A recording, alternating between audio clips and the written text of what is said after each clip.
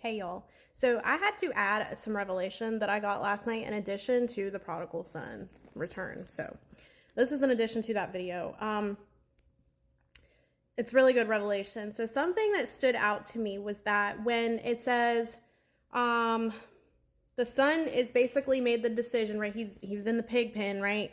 And he made the decision. He's like looking around like, man, my brothers are blessed, right? Maybe my spouse is blessed, right? And I'm sitting here in the pig pen. I'm sitting here lowly, right? In a lowly place now, like the tables had kind of turned. They had flipped, right? God humbled them and everything. But regardless, the bigger picture, they returned back to the Father. That was the goal, right? That was the mission, if you will. And so now he's on the way back, right? But he's not feeling worthy. It says, while the son was still a long way, this is verse 20, Luke chapter 15, verse 20. So the son left and went to his father. While the son was still a long way off,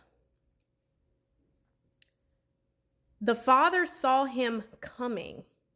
He felt sorry for his son. So the father ran to him and hugged him and kissed him. So my revelation on this is that the father, right, saw him while he was still a long ways away, but he saw him coming home. He knew he was coming home. The Lord revealed to you in advance that they would be coming back to you, right? God revealed that to you in advance so that you could soften your heart and work on your heart posture so that you would be able to accept them back with open arms, right? And just have this welcoming, just to be able to welcome them with open arms in the way the Lord has told you to, right? That's why he tells you in advance that they're going to return back to you. They don't return right away.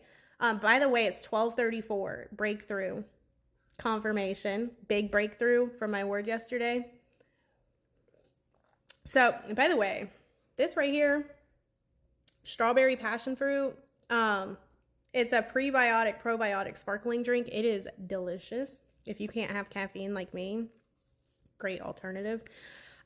Anyways, aside from that, that is why God reveals it to you so far in advance, so that you have time to prepare yourself. So in that time, that's what you should be doing, rather than being off, getting angry, irritated, letting the enemy have a foothold in, like, allowing the enemy to tear you down and keep you down, placing lies in your ears and thoughts in your mind and hardening your heart. You're supposed to be taking that time to work on your heart toward them, right? And prepare yourself so that you can welcome them when they return back to you, right? So that's revelation I should have added in that video, but I didn't really get the full understanding until after I did the video. So this is like a two-part message. So anyways, earlier I sent a very specific text, okay? Not going to tell you what the text was, but I sent a very specific text message. And in relation to the text, I was mind blown because this was very unintentional at the time that I sent the text. And so it's just further confirmation as to what God has been saying.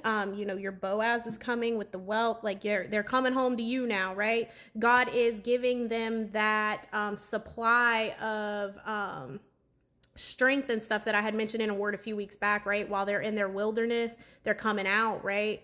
And God is giving them the strength to hit that home run to you, right? This time they're going to hit all the bases, right? God's giving them that strength and stuff that they need, the provision, whatever it is, to run through this thing back to you, right?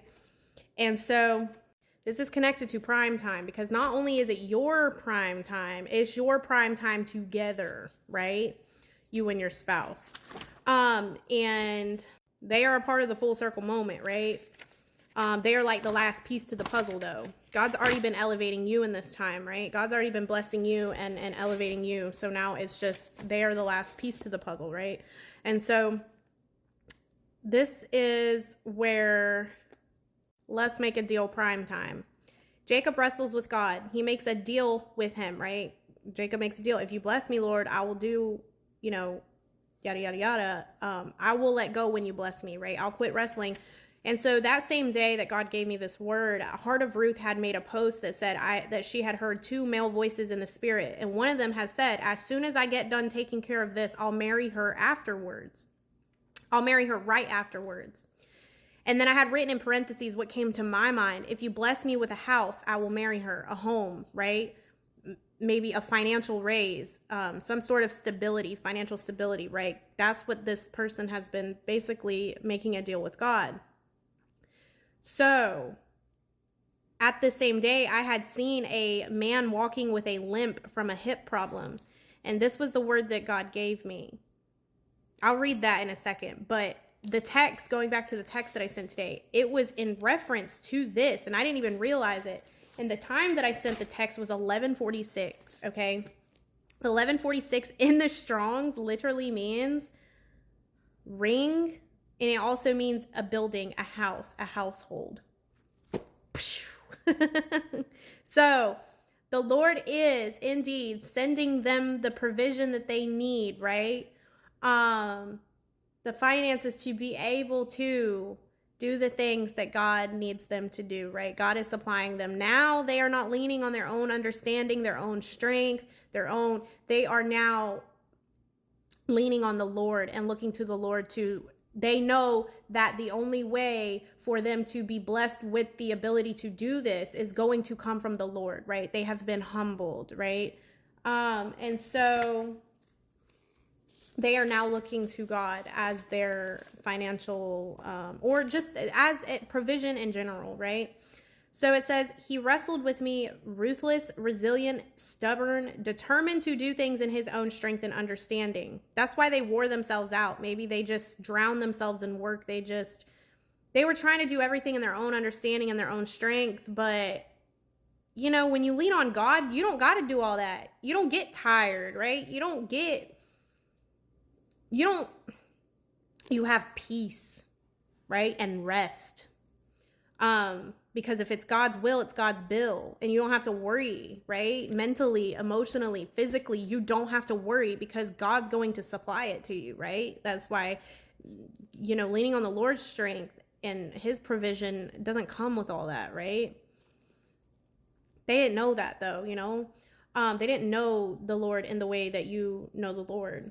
It says, I had to turn up the heat, hit him in the spot where his strength came from. Like Jacob, he could no longer walk with his own strength. He had to realize, recognize, admit that the blessings come from me and me only.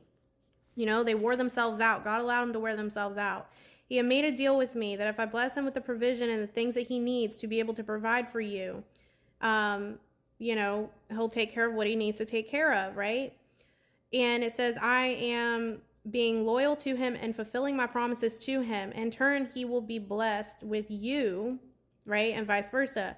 He has offered himself as a sacrifice to allow my fire to prune and mold him into the person, right, that you deserve, that you need. So do not wander off right now, leaning on your own understanding. They have been stripped naked, allowing vulnerability. So, yeah, this is just further confirmation as to what I've been speaking about. Now, not all the spouses are in this period right now. So take it back to God, but this is going to speak to who it, you know, it's going to get to who it needs to get to. I pray that it blesses you and gives you a little more encouragement, understanding, clarity, you know, and, but definitely encouragement. And if y'all feel led to sow, make sure, just hashtag homecoming. If you feel led to sow into this, hashtag homecoming, right? Or provision. I don't know. Be led as always. And I pray God bless y'all in return for the seeds and the blessings that y'all sow. And I pray y'all have a blessed rest of your Sunday, and I will see y'all in my next video, whenever that may be. Okay, bye.